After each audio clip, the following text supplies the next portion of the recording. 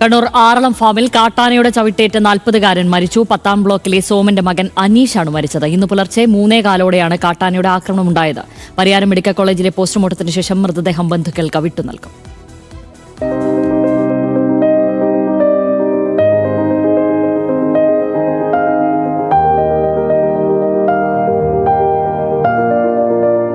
ഭാര്യയ്ക്കും മകൾക്കുമൊപ്പം പുലർച്ചെ 3:15-ഓടെ വീടിന് പുറത്തേക്ക് ഇറങ്ങിയപ്പോഴാണ് അനീഷിനെ കാട്ടാന ആക്രമിച്ചത്. വീടിനോട് ചേർന്ന് കാട്ടാന നിൽക്കുന്നത് ഇവർ കണ്ടിരുന്നില്ല.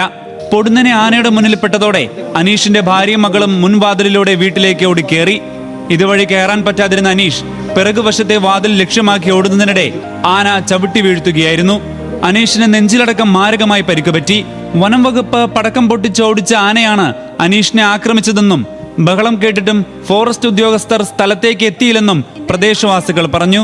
ഇന്നലെ നമുക്കൊരു നമ്പർ നമ്മുടെ അടുത്തുണ്ട്. ആ നമ്പറിൽ നമ്മളിങ്ങനെ ഒച്ചപ്പാട് ബഹളം കേൾക്കുമ്പോൾ നമ്മൾ വിളിച്ച് വേഗം ഇവിടെ ഭയങ്കര ഒച്ചപ്പാടാണ്, ആരും പിടിച്ചെന്ന് അറിയില്ല എന്നെല്ലാം പറഞ്ഞ്. അന്നത്തെ ഇവർ പറയാ ഞാൻ ഈ ലൂട്ടിലില്ല, ഇന്ന് ഞാൻ വേറെ ആളെ വിടാന്ന്. നമ്മൾ നരകവാസിലാണ് താമസിക്കുന്നത്.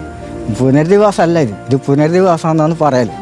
പക്ഷേ ആദിവാസി പുനരധിവാസമല്ല, ആദിവാസി നരകവാസം. നമ്മൾ നരകിച്ച് ഇവിടെ മരിക്കണം. ആറളം ഫാമിൽ കഴിഞ്ഞ വർഷം ഫെബ്രുവരി 23-ന് ദമ്പതികളെ കാട്ടാന ചവിട്ടിക്കൊന്നിരുന്നു. 13-ാം ബ്ലോക്കിലെ വെള്ളി, ലീല എന്നിവരായിരുന്നു കൊല്ലപ്പെട്ടത്.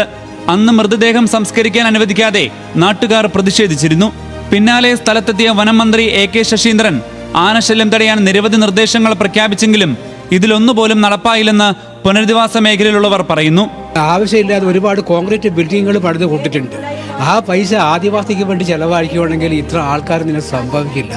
ഇത് വെറുതെയാണ്. സർക്കാരിന് ഇപ്പം ഓരോ ആളെ ആരെ കൊല്ലുമ്പോഴും സർക്കാരിന്റെ വക ഒരു പ്രഹസനം. 5 ലക്ഷം കൊടുക്കുക, 5 ലക്ഷം കൊടുത്ത് ഒരു ജീവൻ കിട്ടുമോ? വെറുതെയാണ് സർക്കാർ വെറുതെ ആദിവാസിക്ക് വേണ്ടി സ്ഥലം കൊടുത്തിട്ട് പിന്നെ സർക്കാർ ആനമതിൽ സോളാർ ഫെൻസിംഗ് ഉൾപ്പെടെ പ്രതിരോധ മാർഗങ്ങൾ സ്ഥാപിക്കുന്നത് പാതി വഴിയിലാണ്. കോടിക്കണക്കിന് രൂപ ആദിവാസി സമൂഹത്തിനും ആറളം പുനരധിവാസ മേഖലയ്ക്കും അനുവദിക്കുമ്പോഴും ഈ മനുഷ്യരുടെ ജീവന് ഉറപ്പു നൽകാൻ മാത്രം ആർക്കുമാവുന്നില്ല. ന്യൂസ് മലയാളം, കണ്ണൂർ.